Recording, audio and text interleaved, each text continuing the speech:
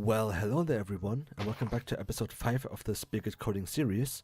In this episode, we are going to add a functionality to right-click items and actually executing some code with this. And in today's episode, we are going to make a simple rocket launcher. So the goal for this is going to be, let's say we have I think for a rocket launcher, the best thing would be iron horse armor. Let's say you right click this and you basically just shoot a normal fireball. There's a lot of customization for this.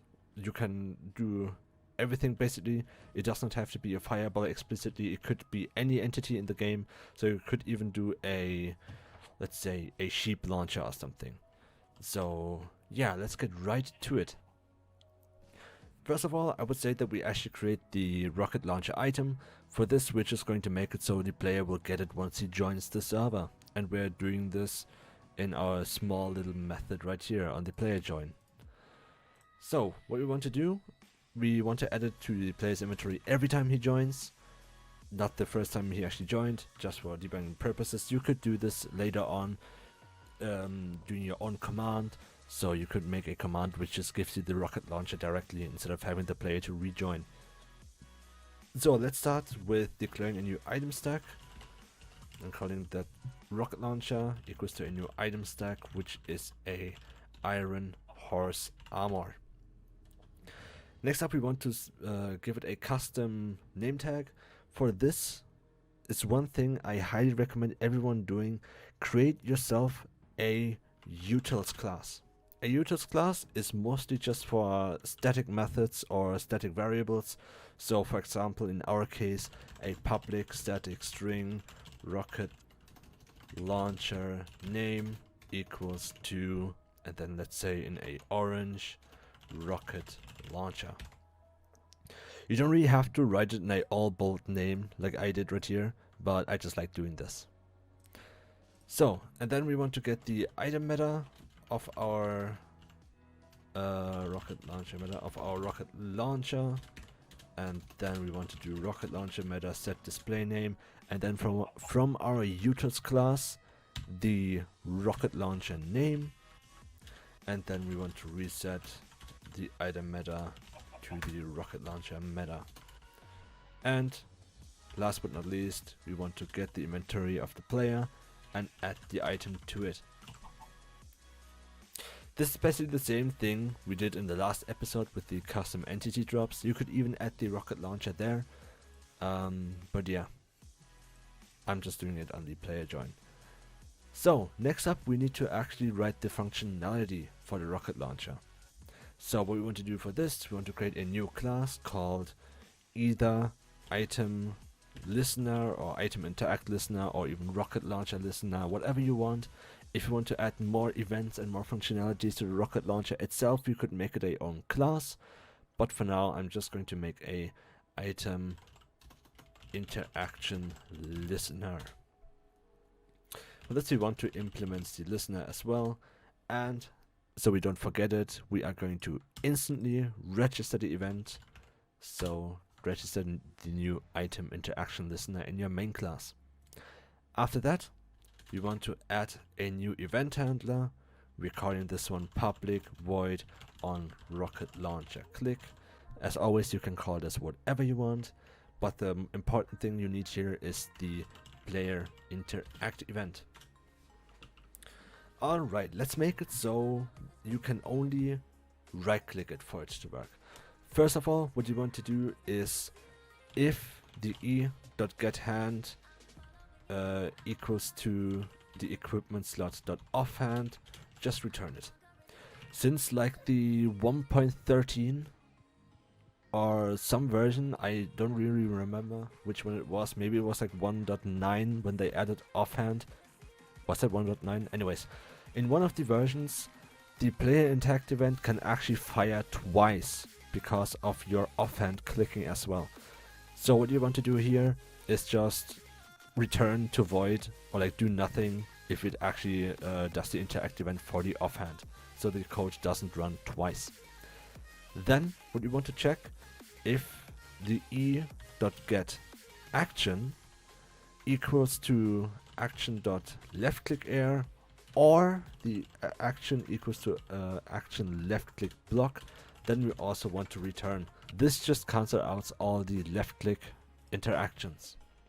So first thing we want to do is we want to check if the e.getItem is null, or the e.getItem.getItem meta is null, or the e.getItem meta getDisplayName is null. We have to do this, otherwise the console will get spammed with null pointer exceptions, because either the item is null, the item meta is null, or the display name is null. And every time you right click, this will just spam your console with error codes. You can either do this, or you can choose lazy way by just putting it in a try catch, catching a exception, and just doing nothing with this. This would also work, but we're doing it with a if statement for now. Alright, after all this is ruled out, we can actually check if the e.getItem, getItem meta, getDisplayNames equals to the utils.rocketLauncher name. Or well, we can also just do this and just return again, since we want to avoid the if pyramids. Alright, after we know this is actually the rocket launcher that has been right clicked, you could also additionally check if the clicked item is equals to the the iron horse armor, but this is usually not needed since you're not going to have multiple different materials with the same display name anyways. So yeah, what we want to do now is we want to declare a new fireball equals to, and then we actually want to declare a player first, so just take that. So you don't have to do e.getPlayer all the time, just p. This is just makes the code not as chunky. Then for the player's world, you want to spawn an entity on the player's eye location, which is going to be a entity type .fireball, and cast that to a fireball. After that, we have to set the direction the fireball is shooting. So for this we want to do fireball.setDirection, and for this we need a vector. One really nice and simple thing you can do here is get the player's eye location and then the direction. This will basically just, well, let's say I look right here, it will actually choose this as the direction, so it will shoot this way. Alright, and after that is done, we can do some more customization to the fireball. We could, for example, we can set the yield to, let's say, 5. The yield is basically just the explosion power. If I remember correctly, this can go from 0 to 50. So let's put it to, let's say, 7 for now. And we can also put fireball set is incendiary to false. This will just make so the fireball will actually not leave any fire in the end. Alright, and after this is done, we are basically done with our code. We are free to export and package the plugin. Oh, my console is all the way down here.